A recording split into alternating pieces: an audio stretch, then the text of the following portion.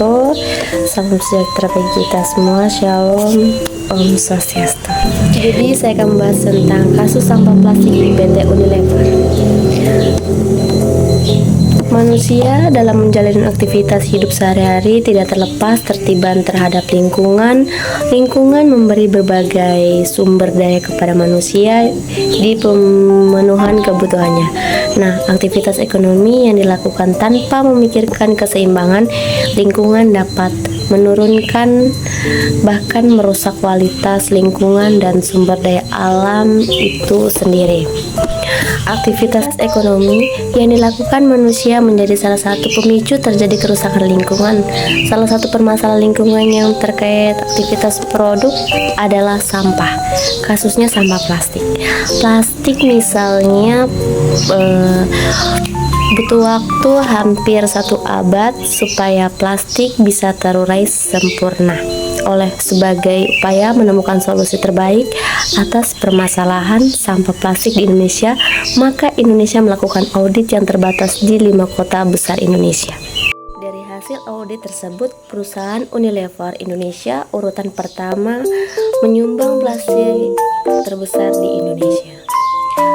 Menanggapi hasil temuan Greenpeace tersebut, Unilever berupa mengatasi permasalahan sampah plastik di Indonesia, terutama berkaitan dengan sampah kemasan plastik sekali pakai yang digunakan di industri.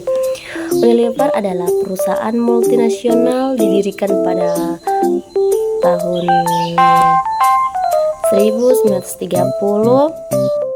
sebagai hasil penggabungan dari produsen margarin asal Belanda, margarin unik, dan produsen sabun asal Inggris.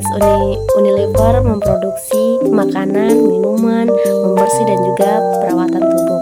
Unilever adalah salah satu perusahaan paling tua di Indonesia yang masih beroperasi dan saat menjual produk ke lebih dari 190 negara. Dan Unilever dibagi menjadi 4 definisi utama, yakni makanan, minuman, dan es krim, perawatan rumah tangga, dan perawatan dan lain-lain. Nah, ini pencemaran lingkungan Unilever. Greenpeace Indonesia melakukan audit sampah untuk mengetahui produsen utama menyumbang sampah plastik di Indonesia. Kegiatan audit melakukan kegiatan survei diperlukan 1000 DKI Jakarta dan 5 kota besar lain di Indonesia. Dari hasil audit tersebut diperoleh bahwa produsen utama menyumbang sampah plastik terbesar di Indonesia sebesar 7,05%. Infografik data menyumbang sampah plastik terbesar di Indonesia. Sampah plastik ini berdampak buruk bagi lingkungan karena sifat plastik yang memang susah diuraikan oleh tanah meskipun sudah tertimbun bertahun-tahun.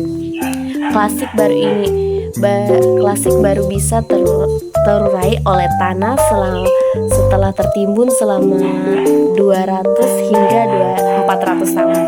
Bahkan penelitian menyebut bahwa sampah plastik bisa terurai dalam waktu 1000 tahun lamanya. Proses lamanya terurai ini yang kemudian mengakibatkan dampak buruk sampah plastik buruk bagi kesehatan dan lingkungan tanah, air, di udara.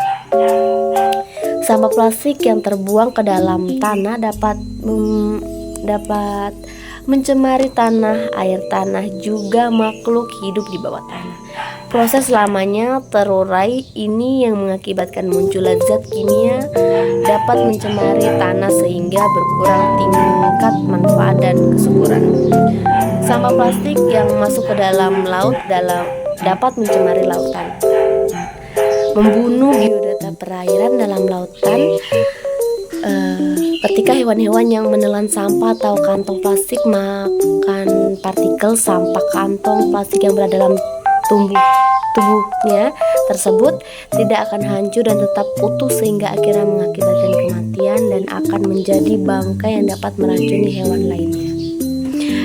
Dan sampah plastik yang masuk ke udara akan mengakibatkan polusi udara. Apabila udara telah tercemar, maka akan menimbulkan penyakit seperti sesak